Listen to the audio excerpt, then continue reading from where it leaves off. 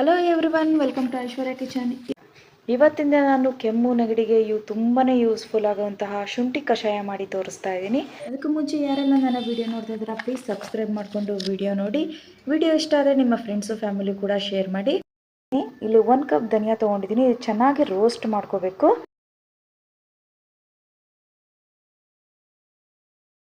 ಇಲ್ಲಿ ಒಂದು 10 ಲವಂಗ ತೊಗೊಂಡಿದ್ದೀನಿ. ಹಾಗೆ ಒಂದು 2 ಸ್ಪೂನ್ ಅಷ್ಟು ಮೆಣಸು ತೊಗೊಂಡು ಚೆನ್ನಾಗಿ ರೋಸ್ಟ್ ಮಾಡ್ಕೊಳ್ತಾ ಇದ್ದೀನಿ.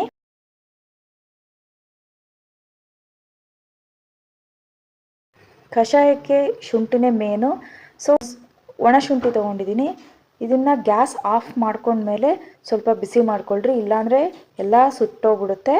4 ಮಿಕ್ಸರ್ ಮಾಡ್ಕೋಬೇಕು. ಇವಾಗ 1 ಕಪ್ ನೀರು ಹಾಕ್ಕೊಳ್ತಾ ಇದ್ದೀನಿ. ಒಂದು 2 ಸ್ಪೂನು ಶುಂಠಿ ಕಷಾಯ ಪೌಡರ್ ಹಾಕ್ಕೊಳ್ತಾ ಇದ್ದೀನಿ. ಸ್ವಲ್ಪ ಬೆಲ್ಲ ಹಾಕ್ಕೊಳ್ತಾ ಇದ್ದೀನಿ.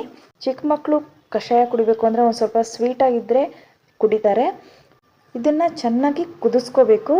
ಇದು ಯಾವ ಥರ ಕುದಿಬೇಕು ಅಂದರೆ 1 ಕಪ್ ನೀರು ತೊಗೊಂಡು ಕಷಾಯ ಮಾಡ್ತಾ ಇದ್ದೀರಾ ಅಂದರೆ ಇದು 3/4 ಕಪ್ ನೀರು ಆಗಬೇಕು, ಅಷ್ಟು ಕುದಿಸ್ಬೇಕು. ಮಕ್ಕಳಿಗೆ ತುಂಬಾ ಒಳ್ಳೆಯದು. ದಿನಕ್ಕೆ 2 ಟೈಮ್ ಕುಡಿಸ್ರಿ. 2 ಇಯರ್ಸ್ ಮಕ್ಕಳಿದ್ರೂ ಆರಾಮಾಗಿ ಒಂದು ಚಿಕ್ಕ ಲೋಟದಲ್ಲಿ ಕುಡಿಸ್ಬೋದು. ವಯಸ್ಸಾಗಿರೋರಿಗೂ ಕೂಡ ತುಂಬಾ ಒಳ್ಳೆಯದು.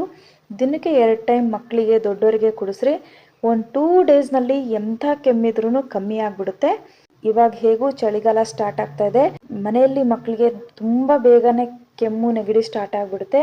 ಸೊ ಇದನ್ನು ನೀವು ಮಾಡಿ ಇಟ್ಕೊಂಡ್ರೆ ಮನೆಯಲ್ಲಿ ನೀವು ಕುಡಿಸ್ಬೋದು ಮಕ್ಕಳಿಗೆ. ಐ ಹೋಪ್ ಎಲ್ಲರಿಗೂ ಯೂಸ್ಫುಲ್ ಆಗಿದೆ ಅಂತ ಅಂದ್ಕೊಳ್ತೀನಿ ಈ ವಿಡಿಯೋ. ಮತ್ತೆ ನೆಕ್ಸ್ಟ್ ವ್ಲಾಗಲ್ಲಿ ಸಿಗ್ತೀನಿ. ಅಲ್ಲಿವರೆಗೂ ನಮಸ್ಕಾರ. Thank you all.